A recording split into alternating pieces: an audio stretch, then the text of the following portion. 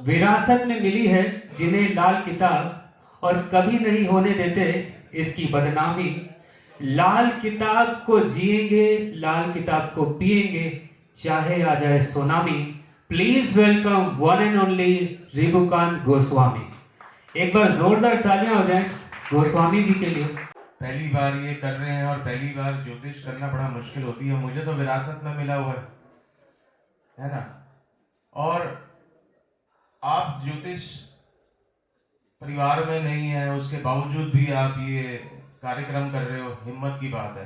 पंडित वेणुमाधव गोस्वामी जी जिन्होंने लाल किताब को हिंदी में किया है, और पंडित रूपचंद जोशी जी जिनकी वजह से हम यहाँ पर सब बैठे हैं, लाल किताब कर रहे हैं। ठीक है, कुछ लाल किताब के अंदर कुछ गलत चीजें दे रखी हैं, कुछ अच्छी चीजें भी दे रखी हैं। वो गलत चीजें इसलिए लग रही हैं क्योंकि उसको हम समझ नहीं रहे हैं। मैनू पंजाबी सीखनी चाहिए थी, मैं बार बार कहता हूँ मैनू पंजाबी सीखनी चाहिए थी। इसके दो मतलब है, I want to learn Punjabi language, and the second मतलब is I want Punjabi women. अब वो मेरा भाव है कि मैं उसे कैसे देख रहा हूँ, तो इसलिए उसे गलत लग रहा है। मैं भी आऊंगा कि पूजा करनी चाहिए कि नहीं करनी चाहिए, ये कह के लाल किताब करेगा। पूजा नहीं करनी, किसको पूजा करनी चाहिए, किसको पूजा नहीं करनी चाहिए, किसे दान देना चाहिए, किसे दान नहीं देना चाहिए। पहली बात, दान है क्या? मेरा सनातन धर्म दान के लिए क्या कह रहा है? लाल किताब इज रिफाइंड फॉर्म ऑफ प्राचर ऋषि, वैदिक एस्ट्रोलॉजी। और यहां पर स्वामी जी बैठे थे, उनको प्रणाम। भाई राकेश डागर जी, आपको प्रणाम। हमारे लाल किताब को हिंदी में सबसे पहले ब्रिजमोहन सेकरी जी लेके आए, पर वो जिस तरीके से लेके आए वो एक बहुत बढ़िया चीज है। पर जो मेरे पिताजी ने किया, लिप्यांतरण किया, उसकी लिपि चेंज की, तो मैं ब्रिजमोहन सेकरी जी को प्रणाम करता हूँ, क्योंकि ये लाल किताब के हमारे अभिभावक हैं, हमारे बड़े हैं। हमें अपने बड़ों का आशीर्वाद लेते रहना चाहिए। और बाकी जितने यहाँ मेरे भाई, मेरे बहन, मेरे बराबर के बैठे हैं, आप सबको मैं दंडवत प्रणाम करता हूँ।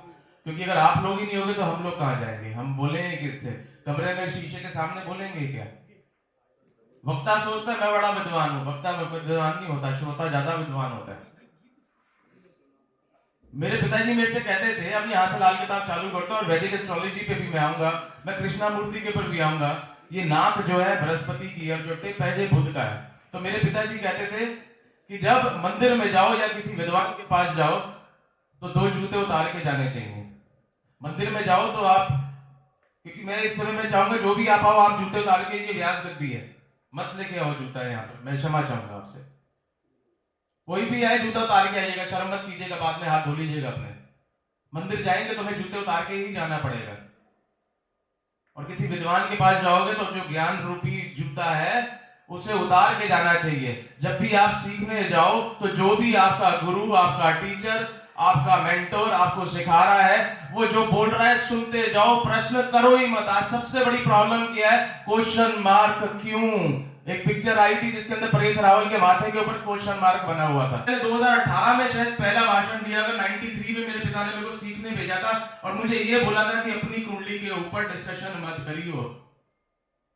लाल किताब ये कहती है कि अगर आपने इस इल्म को सीखना है, इल्म यानी सब्जेक्ट, विषय को सीखना है, तो सबसे पहले अपनी जन्म कुंडली और अपने हाथ के खाके को देखना बंद करो। हम क्या करते हैं, जैसे ही मेरे से कोई लाल किताब लेता है, वो सबसे पहले अपना ग्रह देखता है कि मेरा बृहस्पति लगन में बैठा है, मेरा बृहस्पति 7वें में बैठा है, तो मुझे क्या उपाय करना है, वही मामला खत्म हो जाता है। अगर आपके यजमान ने आपसे पूछ लिया कि ये उपाय करने के बाद क्या मैं राजा बन जाऊंगा, तो वो उपाय उसका निष्फल हो गया, क्योंकि मैं जिस सभ्यता में पैदा हुआ हूं वहां पे बोला गया विश्वासो फलदायक। विश्वास में इतनी शक्ति है। किसी ने क्या परमात्मा को देखा है क्या? किसी ने हवा को देखा है क्या? नहीं देखा है। आप महसूस कर सकते हैं, आप महसूस कर सकते हैं उस परमात्मा को। मैं तो डेली उस परमात्मा के साथ खेलता हूं, तो सामने वाला क्या कहे, जो पागल है उसका रंग तो बता दे, उस परमात्मा का रंग क्या है। और जो उस परमात्मा का रंग बता दे, ठीक है, हमारे मंत्रों में दे रखा है कपूर गौरम करुणावतारम संसार सारम भुजगेंद्र हारम सदा वसंतम हृदय वंदे भवम भवानी सतम। भगवान शंकर का रंग सफेद है, जो पहाड़ों में जाएगा वो सफेद ही तो होएगा, गोरा ही तो होएगा। नीलकंठ है, जितने भी मंदिर है भगवान का रंग नीला कर दिया। भगवान ने तो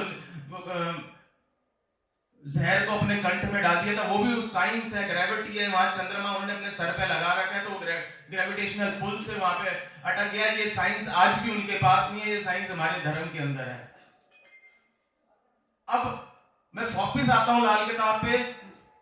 मैं बचपन से देखता हूं, मेरी माँ कहती है वो झाड़ू को सीधा खड़ा कर दिया बेटा घर में लड़ाई हो जाएगी। जो सीख वाला झाड़ू है दिवाली पे अब खूब बिकने लग गए हैं, क्योंकि सोशल मीडिया का जमाना आ गया। ये करोगे तो ऐसा हो जाएगा, ये करोगे तो ऐसा हो जाएगा, वैसा करोगे तो वैसा हो जाएगा। ऐसा कुछ नहीं है। हम लाल किताब हो या वैदिक एस्ट्रोलॉजी हो, टोटल लॉजिकल है। हर शब्द के पीछे कुछ ना कुछ लॉजिक है। अगर भगवान कृष्ण ने गीता का हमें प्रवचन दिया, उपदेश दिया, ये गाइडेंस दी कि कर्म करो फल की इच्छा मत करो। लाल किताब में भी सबसे पहला पॉइंट क्या शुरू होता है? अंधा टेवा। मेरे ख्याल से यहाँ अधिकतर लोग लाल किताब पढ़ रहे होंगे या वाच रहे होंगे। अंधा टेवा मुझे पता है, सबको पता होगा। पता है अंधा टेवा ना सबको? हाँ या ना कुछ बोल दो किसी को। अच्छा नहीं पता। तो पंडित जी ने सबसे पहले अंधा टेवा चालू किया। अंधा टेवा किया, इसका मतलब ये तो आदमी अंधा है। अच्छा सबको ये तो पता है कि 10वें घर का स्वामी कौन होता है? काल पुरुष कुंडली के हिसाब से कौन होता है? शनि होता है। ठीक है, क्योंकि लाल किताब काल पुरुष की कुंडली लेके चलती है। अब प्रॉब्लम क्या है? पंडित जी ने जो सरसरी नोट में लिखा है कि अगर आपको लाल किताब पढ़नी है तो आपको मौजूदा ज्योतिष को पहले सीखना पड़ेगा, यानी कि वैदिक एस्ट्रोलॉजी पढ़नी पड़ेगी। राशि तो वैदिक एस्ट्रोलॉजी से ही आ रही है, लॉर्ड तो वैदिक एस्ट्रोलॉजी से आ रहा है, नक्षत्र तो वैदिक एस्ट्रोलॉजी से आ रहा है, और कृष्णामूर्ति ने सब लॉर्ड दे दिया। तो अगर आप उत्तर कालामृत एक किताब है कालिदास जी ने लिखी थी। अब कालिदास तो लोग कहते हैं पोएट था मेरे ख्याल से, उसके बड़े सारे उन्होंने अपने काव्य ग्रंथ लिखे हैं, पर वो एक अच्छे ज्योतिषाचार्य भी थे। 1 से लेके 108 तक नंबर उन्होंने सबसे पहले दिए थे। कृष्णामूर्ति जी ने उसी को आगे फॉरवर्ड करके 249 तक दे दिए। अब तो और भी आगे चले गए, सब लॉर्ड थ्योरी भी आ गया, न्यूकॉम अयांशा भी आ गया। तो हमारी लाल किताब क्या है? हमारी क्या, हम सबकी लाल किताब कहते हैं। अच्छा लाल किताब बोल रही है, लाल किताब कहती है। अब एक क्या ना कहने का तरीका होता है, तो उसका भी लोग मजाक उड़ा लेते हैं कि लाल किताब कहती कैसे है, उसके मुंह कहां पर है? क्या आपने भगवान का सुना है? किसी ने आपको आके बोला भगवान ने कि हाँ भाई रुकांत इस रास्ते पे चला जाए या उस रास्ते पे चला जाए? पर मेरे को ऐसा लगता है कि परमात्मा हर क्षण हर व्यक्ति को रास्ता दिखाता है। जब वो परेशान हो जाता है तो परमात्मा आता है। क्या मैं भी अंधे टेढ़े पे वापस आऊंगा, पर उस विश्वास को बनाना बड़ा जरूरी है। कैसे बनाएंगे विश्वास? अच्छा किसी एक प्रश्न और पूछता हूँ, 5 साल से पहले की जिंदगी किस किस को याद है अपनी? सिर्फ स्वामी जी को छोड़ के, राकेश भाई को छोड़ के, और ब्रिजमोहन भैया को छोड़ के, और आपको भी छोड़ के प्रभु, 5 साल से पहले की जिंदगी सारी याद है। 4 साल से पहले की जिंदगी किस किस को याद है? 3 साल से पहले की जिंदगी किस किस को याद है? 2 साल से पहले की जिंदगी, 2 साल यानी कि जब आप 2 साल के थे, जब आप 3 साल के थे, जब आप 4 साल के थे, जब आप 5 साल के थे, कितनों को याद है? हाँ? मेरी मां ने कहा कि ये तेरे पिता है, इसे विश्वास कहते हैं। अमेरिका में आज भी डीएनए टेस्ट करवाते हैं। क्या आप में से किसी ने डीएनए टेस्ट कराया कि आपके पिता है कि नहीं है? आप ये सोच भी सकते हो क्या कि ये आपके पिता है कि नहीं है? मैं तो नहीं सोच सकता, क्योंकि मेरा जो पब्लिकेशन है उसका नाम ही हिमाचल पब्लिकेशन है। टोपी हिमाचल की पहनी हुई है, तो नक्षत्र लगा हुआ था 1 से लेके 8 तारीख तक। सब कहते हैं आप हिमाचल की हो। मैं अगर हिमाचल का हूं तो कुंडली अच्छी देख लूंगा। मैं कहा भारत का हूं मैं, हिमाचल हमारा एक अभिन्न अंग है। मैंने कहा मेरी माता का नाम हिमाचल है, क्योंकि इसलिए मैंने वो हिमाचल पब्लिकेशन नाम रख दिया। कहने का मतलब क्या है? हमारे सनातन धर्म में विश्वास, जब आपका यजमान आपके पास आएगा तो बड़े विश्वास से आपके पास आएगा कि आज मैं आपके पास तो मेरा कल्याण होगा। और वो सामने वाला जो आचार्य है, आचार्य है, या हमारे स्वामी जी हैं, या हमारे शंकराचार्य हैं, या हमारे जितने भिन्न भिन्न प्रकार के हमारे आचार्य, वो आशीर्वाद देते हैं कि प्रभु तुम्हारा कल्याण हो। तो विश्वास। तो मैं अंधे टेढ़े पर वापस आता हूं। तो 10वें घर का स्वामी कौन हुआ? शनि। अब मकर राशि के अंदर बृहस्पति नीच के होते हैं और मंगल उच्च के होते हैं। अब मंगल कौन है? सूर्य की किरणें हैं। शनि क्या है? अंधकार है। शनि क्या है? अंधकार है। और कर्म बिना बिना कर्म के तो मेरे को पता ही नहीं चलेगा मैं करना कैसे है। अब शनि 10वें घर में हमारे घर दे दिया अंधकार, और वहां मंगल उच्च का दे दिया। इसलिए मंगल उच्च का दे दिया कि किरणें आएंगी तो मुझे अंधकार में रास्ता मिलेगा। बचपन से सुनता आया हूं, अगर किसी की औकात देखनी है तो कहां से देखनी चाहिए, कोई बता सकता है? जूते से। अंकल तो बता सकते हैं ना, मेरे को अंकल से नहीं पूछना ना।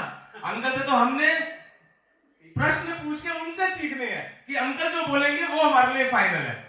पर जूते से औकात देखी जाती है। और जूते का कारक कौन हुआ? शनि। जूते का कारक कौन हुआ? शनि। ठीक है, तो पहली बात तो ये आ गई, इसने पंडित ने लिया अंधा टेवा वहां पे कि बृहस्पति अगर अकेला बैठा हो नीच का, अकेला बैठा हो नीच का, क्योंकि बृहस्पति नीच का वहां क्यों लिया है?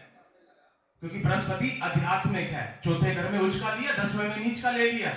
अब वहां पे मैं भौतिक समाज में रह रहा हूं, अगर वहां पे आध्यात्मिक आएगा तो सिस्टम खराब हो जाएगा ना। अगर मैंने भगवा धारण कर लिया, मुझे ग्रस्त छोड़ना पड़ेगा कि नहीं छोड़ना पड़ेगा? पहले जो साधु संत होते थे, गोसाई नारायण दास बेड़े बनने थे कारज रास। ये हमारे गोसाई चिन्नौट का गोसाई सिद्धि गद्दी है। तो जब आप संन्यास ले तो शहर में एंटर नहीं करेंगे, पर देश काल परिस्थिति के हिसाब से आज सिस्टम चेंज हो गया, इसलिए बृहस्पति को वहां नीच लिया। चंद्रमा अगर अकेला बैठा हुआ है तो अंधा टेवा हो गया। अंधा टेवे का मतलब ये नहीं कि आप अंधा हो गया, दैट मीन्स कि आपका विजन नहीं है, आप चीजें ढंग से प्लान आउट नहीं कर पा रहे, किसी से आप राय नहीं ले रहे हो, किसी से आप डिस्कशन नहीं कर रहे हो। घर के अंदर जैसे मेरे घर वाले कहते हैं, यार रिभुकांत किसी से पूछता नहीं है, जो इसने करना है वो करना ही करना है इसने। हालांकि मेरा अंधा टेवा नहीं है। और 2 शत्रु प्लैनेट 10th हाउस में बैठ गए तो पंडित जी ने अंधा टेवा दे दिया। तो नजर का कारक कौन हुआ? शनि। नजर का कारक कौन हुआ? शनि। एक आंख सूर्य की, दूसरी आंख चंद्रमा की, और पूरा जो नजर है वो शनि। सारा खेल 10th हाउस, वैदिक में भी जाओ तो 10th हाउस सबसे ज्यादा स्ट्रांग है। आपके पास जितने भी लोग आएंगे वो 10th हाउस के तो क्वेश्चन लेके आएंगे सबसे पहले कि profession profession profession profession. 10th house, we have to decide this profession बचपन से। तो मुझे नजर लग गई, तो इसका मतलब नजर किससे लग रही है? शनि से। तो शनि डिसाइड करेगा कि आपको नजर लगेगी कि नहीं लगेगी। अब लाल किताब में एक अच्छी चीज और दे दी, वैदिक एस्ट्रोलॉजी यहां कितने लोग सीख रहे हैं या कर रहे हैं? सारे कर रहे हैं ऑलमोस्ट। वैदिक में भी हर भाव का कारक होता है। चंद्रदेव जी गलत तो नहीं कह रहा ना? Very good. तो छठे घर का और 12वें घर का कारक कौन है वैदिक एस्ट्रोलॉजी में? जोर से बोलना मेरे भाई, कुर्ता तेरा बहुत अच्छा है और जो माला है तेरे पे बहुत अच्छी लग रही है कसम से। नाम लेके, तेरा नाम क्या भाई? गौरव। गौरव, पूरा नाम बताते हैं बेटा? बहुत बढ़िया, मतलब आप तो पहाड़ से हो ना, बहुत बढ़िया। तो छठे भाव का शनि और 12वें घर का शनि। अब हुआ तो सर राहु रह गया और धड़ क्या रह गया? केतु रह गया। अब शनि पूरा सांप है, शनि पूरा सांप है। सर ले लिया राहु ने, धड़ ले लिया केतु ने। अब लाल किताब ने थोड़ा सा सिंपल कर दिया कि छठे का और 12वें का शनि नहीं लेना, क्योंकि सारी कुंडली 6-12 में फंसी हुई है। कैसे फंसी हुई है? 12वां घर आकाश है और राहु का पक्का घर दे दिया। वहां पे पक्का घर शब्द बोल दिया, वैदिक में कारक बोल दिया, इंग्लिश में सिग्निफिकेटर बोल दिया। फर्क क्या है? भाषा का ही तो फर्क है। 3 आंखों का मालिक अजलाई फसल, 3 आंखों का मालिक अजलाई फसल। अरे क्या बोल दिया इस आदमी ने, तो उर्दू बोल रहा है, इसने मुसलमान धर्म ग्रहण कर लिया। अरे भाषा को तो छोड़ दो, हर 4 कोस पे भाषा बदल जाती है, हर 4 कोस पे भाषा बदल जाती है। मेरे पिता कहते थे अगर तेरे को कहीं से कुछ ज्ञान मिल जाए वो तेरा गुरु है, ले ले। किसी किताब से एक फला देश में मिल जाए ना, वो किताब सार्थक हो गई। उस ऑथर ने कितनी मेहनत से किताब लिखी होगी, लोग उसको चोरी करके छाप देते हैं, उसको कुछ तो श्रेय दे दो, उसे गाली देते हैं कि नहीं इसने तो ये किया, इसने ये किया, इसने ये किया। अगर ब्रिजमोहन अंकल ने किताब किया तो उनको श्रेय करो, उन्होंने मुश्किल से वो किताब की होगी, पर श्रेय नहीं देंगे। वेणी माधव गोस्वामी ने मुश्किल से चोरी करी, हम तो कह रहे हैं, हम तो चोड़े ने कह रहे हैं, लिप्यांतरण करा है। अगर रूपचंद जोशी जी ने कोई मेहनत करी है, उन्होंने कोई ग्रंथ लिखा है तो उसे श्रेय दो। अगर मानसागरी लिखी गई है तो उस मानसागरी के बारे में बकवास मत करो। मेरी पहली किताब पता है कौन सी थी? मेरे को आज भी याद है, मैंने 93 में खरीदी थी। सुगम ज्योतिष, गुपेश कुमार ओझा, मोतीलाल बनारसी दास। दी बेस्ट बुक है, पढ़नी चाहिए। मैं डेली गुपेश कुमार ओझा जी को प्रणाम करता हूं कि प्रभु आपकी वजह से आपने जो मुझे किताब बोली, पिताजी ने थी मेरी, पर मैंने वो पढ़ी। तो वापिस आ जाते हैं अपने अंधे टेबल पे। तो नजर का कारक, जूते का कारक कौन हुआ? शनि। और राहु प्लस केतु जो है उसके दोनों एजेंट हैं। और लाल किताब ने एक बड़ी सिंपल चीज और दे दी, क्या? कि राहु और केतु मिल जाएंगे तो क्या बन जाएगा? शुक्र। और शनि शुक्र का आशिक है। अब शुक्र के काम क्या क्या है? Wine, women, wealth. Wine, women, wealth. अब लोग क्या है, भौतिकवाद को डिफाइन करूं, सेक्स का शब्द बोलते ही ना लोग कहेंगे क्या बोल रहे हैं ये आदमी, है ना राहुल? घबराते हैं बात करते हुए। पर वो जो कामसूत्र ग्रंथ लिखा, मैं स्वामी जी जो अपने दादाजी का थीसिस अभी ना मैं हिंदी में कर रहा हूँ, 171 पेज मेरे ट्रांसलेट हो गए। पहला थीसिस ज्योतिष का जो भारतवर्ष में छपा था वो जल्दी आप लोगों को दूंगा, 3-4 किताबों पे काम कर रहा हूँ। तो जब आप थीसिस लिखते हो ना, बिब्लियोग्राफी लिखनी पड़ती है कि आपने किस किस किताब से रेफरेंस लिया है और उस श्लोक का रेफरेंस देना पड़ता है, तब थीसिस कंप्लीट होता है।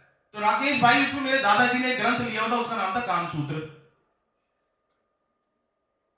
भाई शुक्र देखते ही ना, सिर्फ कुंडली देखा, मंगल शुक्र इकट्ठा है, ये तो कैरेक्टरलेस है।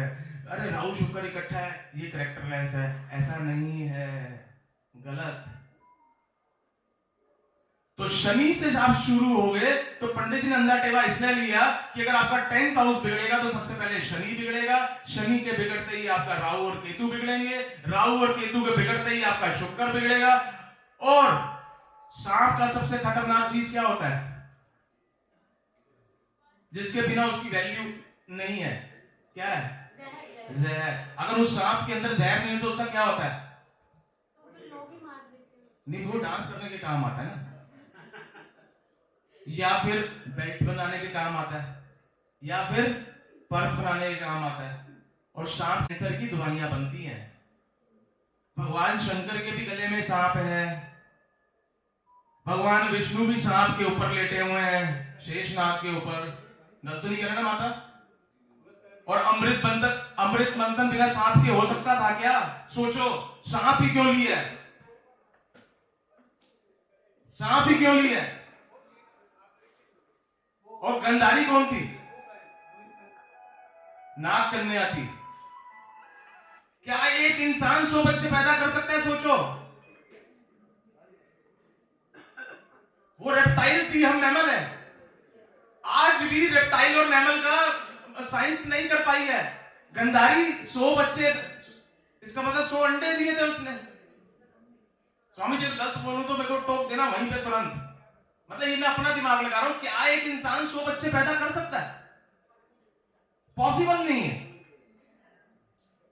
तो कहने का मतलब ये है, आपकी जिंदगी में शनि एक बहुत इंपॉर्टेंट प्लेनेट है। अगर आपने अपना शनि ठीक नहीं रखा तो आपका शनि तो खराब होएगा ही, राहु केतु खराब होंगे, साथ में शुक्र खराब होगा। जो जहर आपने बोला है ना, कहते सांप का काटा बच सकता है, मंगल बद का काटा नहीं बच सकता। आप समझो, जहां शनि से आप शुरू हुए, राहु केतु पे पहुंचे, उसके बाद शुक्र पे आए, पहुंचे कहां पर? मंगल बद पे। और मंगल का पक्का घर कौन सा है? मतलब चलो, मंगल का कारक कौन सा है वैदिक एस्ट्रोलॉजी के हिसाब से? गौरव बोलना, तेरे को तो पूरा गया ना यार, बोला। मंगल का कारक मतलब कौन सा घर मंगल का कारक है? हाँ, थर्ड हाउस। छठे पे भी आ जाऊंगा, थर्ड हाउस है ना, राइट। अंकल तो गुरु है हमारे, है ना? उनसे अगर मैंने ये पूछ लिया तो ये मेरी क्या कहेंगे उसे? उद्दंडता, मतलब हिंदी मेरी थोड़ी, हिंदी इंग्लिश सब बेकार है, ठीक है। थर्ड हाउस किसका है? मंगल का। अब काल पुरुष के हिसाब से वो राशि कौन है? उसका स्वामी कौन है? Very good. और छठा घर आपने बोला, छठे घर का राशि कौन है? अगेन बुध। Very good. अब फिर किसी का नाम लेना नहीं चाहिए। स्वामी जी प्रॉब्लम ये है कि हम ना किसी का नाम लेते हैं ना तो अब अपने ग्रह खराब कर देते हैं। मेरे पिताजी ने एक बात और बोली, राकेश भाई, मैं जातिवाद में विश्वास करता हूं, मेरे लिए जाति कुछ भी नहीं है। धर्म, जिस चीज को धारण किया जाए वो धर्म है, और धर्म इंसानियत है। मैं ब्राह्मण कुल में पैदा हुआ, राकेश भाई क्षत्रिय कुल में पैदा हुए, या वैश्य धर्म में हमारे क्या कहते हैं चंद्रदेव महाराज जी बैठे हुए, या शूद्र धर्म में कोई व्यक्ति पैदा हुआ है, वो सब बेकार की बातें हैं, उसमें जाना ही नहीं चाहिए। कोई ऐसी बात नहीं बोलनी चाहिए जिससे कोई पंथ, जाति, धर्म के बारे में बुरा लगे। लाल किताब कहती है किसी की बदखोई नहीं करनी है, किसी की निंदा नहीं करनी है, किसी की बुराई नहीं करनी।